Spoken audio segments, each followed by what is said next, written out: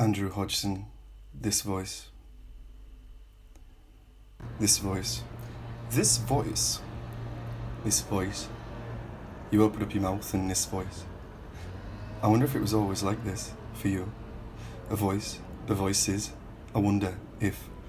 Sat watching Andy Peters every day there on the smoky carpet, legs folded for assembly, crane the neck and stasis, would affect tubular. Is that the word? Boxing on the television, watching Andy Peters or Anneka Rice, that slightly more dissolute BBC voice of the 1990s, adjacent the earlier Lord Haw-Haw vibe.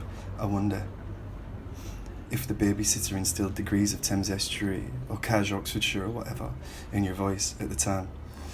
If it was fleeting or snuck diphthongs where they're not supposed to be. Your voice given you by a carer, by verbal transmission of a toss given, by the tubular nanny, by... I wonder. Craig Charles always sounded so alien in comparison, with his grin and unkempt clothes, presented as muck in comparison. I wonder if that's why you changed your voice later. Why they made you change your voice later. Did you know then? When was it that you learnt your mouth dredges silk? When was that? The soil? When tamel, wait. When your mum, wait. You suck your thumb in public, though you're too old for all that, and intermittently your hand is snatched away and you clip round lug, wait.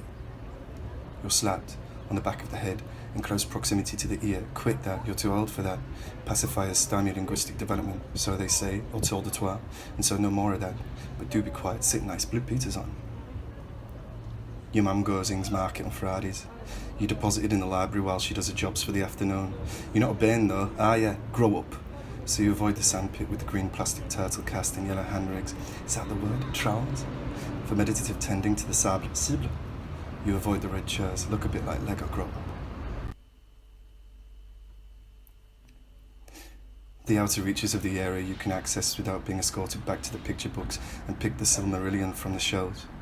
You know the name on the spine, you've heard talk of a cartoon by the guy, but you next The Hobbit for illustrated cover and pick the Silmarillion, the thick white hardback that appears in the environs of 85% appendices and footnotes.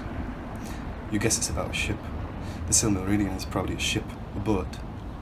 Maybe it's about Sean Bean in Spain, rolling round in hay and abandoned windmills for whatever reason, and you scan the pages of tiny signs. Phase the eyes out and read aloud, under breath, the blurred black rectangles, tubes and boxes of a similar voice to your send as he graciously, heroically even, accepts the surrender of conniving French forces during the Napoleonic incursions into Spain. I tell thee. The librarian tells you to be quiet. You're escorted back to the sandbox. Your thumb snatched away from your mouth. You're told to be quiet. You're escorted back to cross your legs on the smoky carpet, crane the neck. Is the Art Attack guy in the red jumper also the daft bust with the bobble nose? Is the silly head Geordie a scouse? Is the joke that it's Geordie a scouse? You do the voice. Harry Enfield does the voice with a comical wig on. Is that what you sound like too? What's the joke again? At camp other people laugh you can't talk proper. He can't pronounce his own name, let alone the city he's from. Say hedgehog, say gatepost, say nothing, say snow, monkey.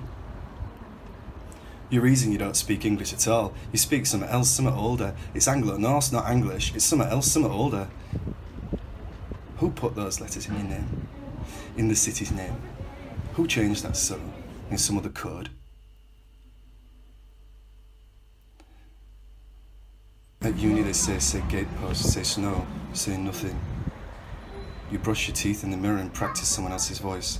Snow, gatepost. More Lord Haw-Haw at first, before it settles into something else. On planes people think you're Dutch or something else somewhere else. In writing your dialect confuses editors. They ask if you're foreign or something. This needs a native speaker's eye. On Twitter, Southerners claiming to be educated laugh at northern voices. Vulgar, uncouth, uneducated. Monkeys, gammon, pigs. In uni, later, in a different context, your students laugh at their few northern peers as they enunciate their ideas. They ask them how the heroin tastes up there.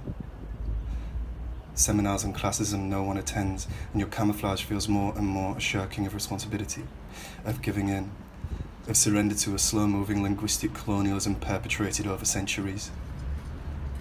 This voice, your voice, a voice to put away, sit nice, be quiet, fuck's sake.